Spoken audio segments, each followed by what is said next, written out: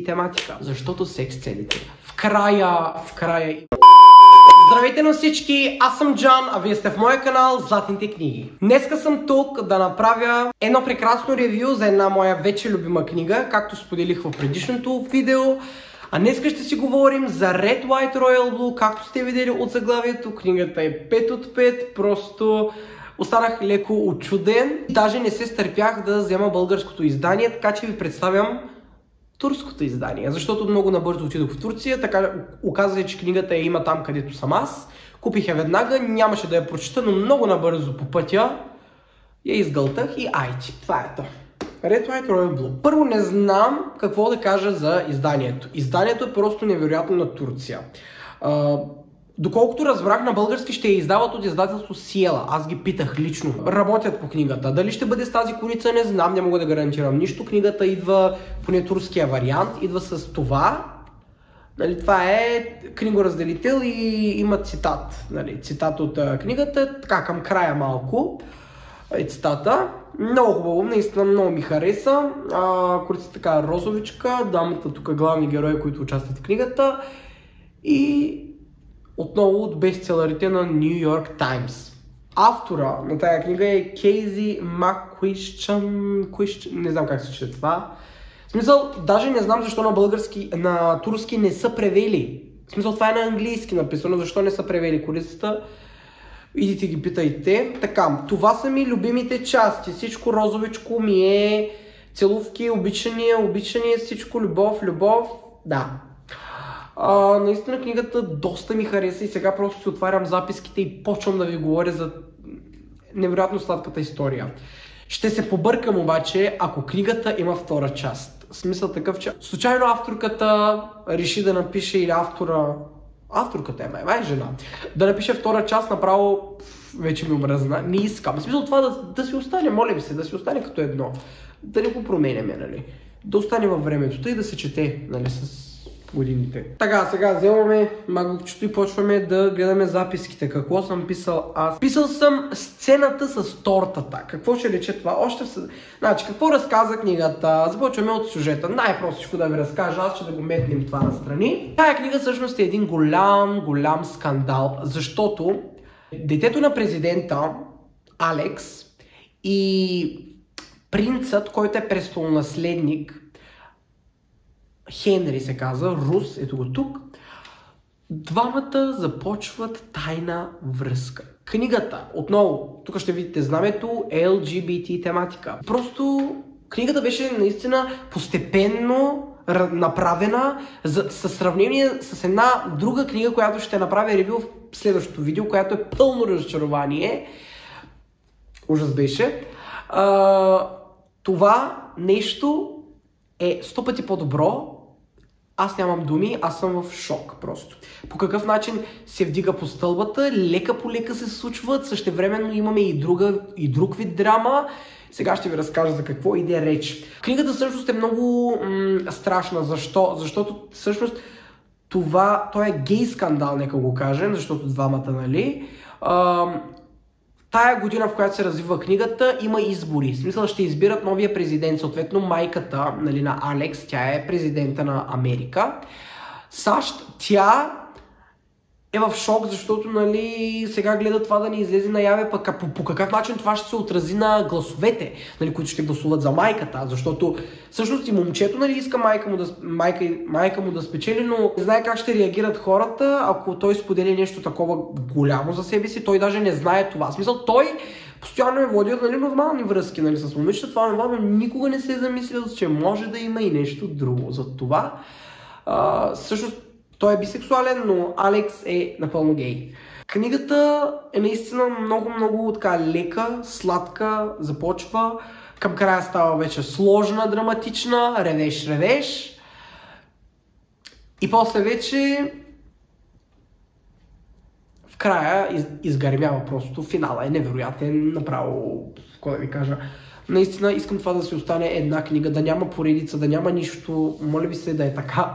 Защото някои автори просто продавали се, пишем втора книга, трета книга, става пълна боза, после и замира всичко. Всъщност, главното нещо в книгата, което много ме радва, любовта изгрява или се заражда от омраза. Това имаме в тази книга. Направо така добре беше направено. Мале. Така постепенно се качваме. Нали, няма веднага обичам те, целуваме се. Те се мразят. Те от Просто това е талант. Това е да напишеш такова нещо. Много е трудно. Наистина е адски трудно.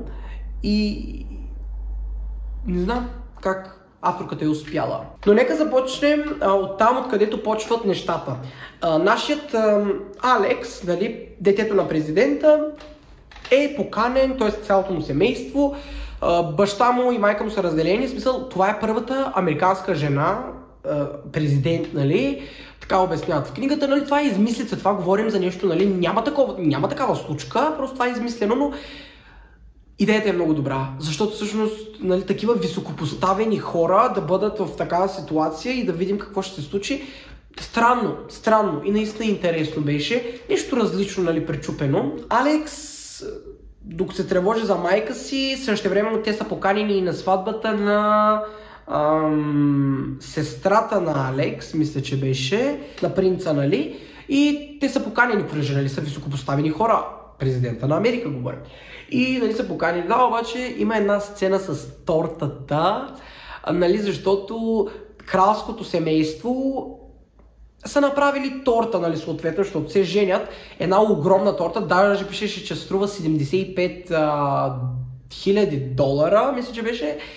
И нашите двамата герои, т.е. Алекс, президента, нали, се напива, започва да се закача с момчето Хенри и в тая блъсканица, караница, там се случват някакви работи и изведнъж и двамата се оказват под пастата. Пастата пада, цялата торта пада, тя е една огромна, нали, ако сте гледали филма, просто е невероятен, пада и до там. И оттам вече почват според мен нещата. Според мен това е ключовия момент, оттам тръгват нещата, те пак се мразят, но има нещо, нали, такова. Да. Филма според мен е доста добре направен, хареса ми. Какво не ми хареса в книгата, мисля, че това, че имаше много политика. Мразя аз такива работи. Наистина доста така, нали, на колко щата се разделя Америка, че какво си, кой щат, колко гласове, как да ги не ги манипулират, в смисъл, нали, правят такива събрания, примерно, както правят партиите, за да убеждават хората, нали, някакви такива работи правят. Това не ми беше интересно на мен, нали, фокусирах се към любовния живот. Същевременно имахме и други връзки, нали, лекичко така, приятелите на Хенри, приятелите на Алекс, нали, и техни нормални връзки, нали, всичко проследяваме, ходим на партията различни в книгата, нали, има действие, наистина водиме един луксозен живот. Не знам как наистина авторката е успяла да го обхване това, защото наистина е много трудно, ти не живееш такъв живот, ти нито си детето на президента, нито си принц или принцеса, нали, няма как да знаеш от какво минават, но тя доста така сравнително добре е направила това. Така, значението на заглавието. Абсолютно нищо не разбрах. В смисъл, имаше една сцена, където принца носеше нещо синьо, ама защо red, white, не знам. Няма логика. Може би нещо с знамената на Америка, Англия, нали, не знам. Нали, един е от Англия, един е от Америка. Това ви е ясно, предполагам, защото ти говорим за принц и президента, да. Книгата обаче много ме подразни от факта, че не беше нито за подрастващи тинейджери, нито за възрастни. То е нещо между точно на 16-17 да го прочетеш, но най-мразя такива книги. Защо? Защото секс сцените. Много е гадно, защото не се дава описания. Почва да дава нещо, нали, да се задава нещо, спира. Нали, не е тип 50 нюанса, тип 360. Да, има доза детайл, нали, и с целувките, нали, не е баш книгата за подрастващи, но не и за възрастни. Точно за това не ми хареса. Ако ще бъде, напиши го като за възрастни, да бъде, нали, цак, всичко да се случва, нали, да четем малко, нали, еротични сцени, няма. Нещо между това и направо много ме подразни, този е факт. И имаше, пък затова имаше нецензурни думи. Ама много нецензурни, в смисъл посовни, той не бяха, нали. Даже говорихме с един приятел по какъв начин ще бъде преведено всичко това на български, наистина не знам как биха се превели нещата, защото на турски е много добре.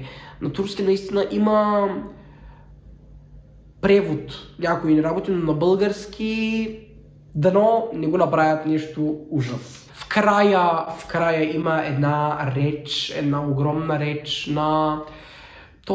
Той ли е принца? На баш принца на Англия. Нали? Те го измислят, нали, това, да.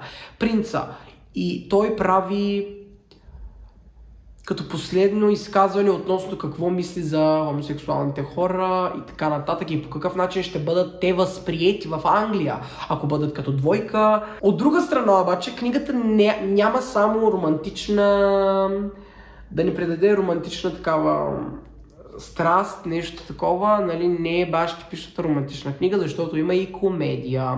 Така, принципно, комедията, която американците, нали, не си съвпадат с нашата комедия. Няма общо, аз не мога да се смея на такъв тип литература, защото те имат друго чувство за хумор, ние имаме по различен начин тук българите и е малко странно, малко е рисковано да чета нещо такова, но това, нали, аз го прочетох с цел любовен роман, а не комедия, но това е романтична комедия, така се води и доста добре беше. В смисъл, за първ път на тия перверзни намеци, на тия такива смешки беше уникално. Връзката с феновете беше невероятна, смисъл такъв, че защото те са, нали, двама високопоставени хора, които, нали, са в обществото на високо ниво и всички, нали, имат фенове, имат врагове, така нататък. Нали, техните закачки, това, репликите, които те подхвърляха, бяха много добре според мен в книгата, направено беше наистина изпипано. И мисля, че това ще кажа за книгата. Не знам какво друго мога да споделя. Отново искам да бъде много кратко, точно и ясно клипчето. Надявам се то да ви е харесало. Ако е така, може да харесате клипчето, да се абонирате за канала ми. Това беше от мен за днес. Ще се видим, когато се видим. Чао за сега!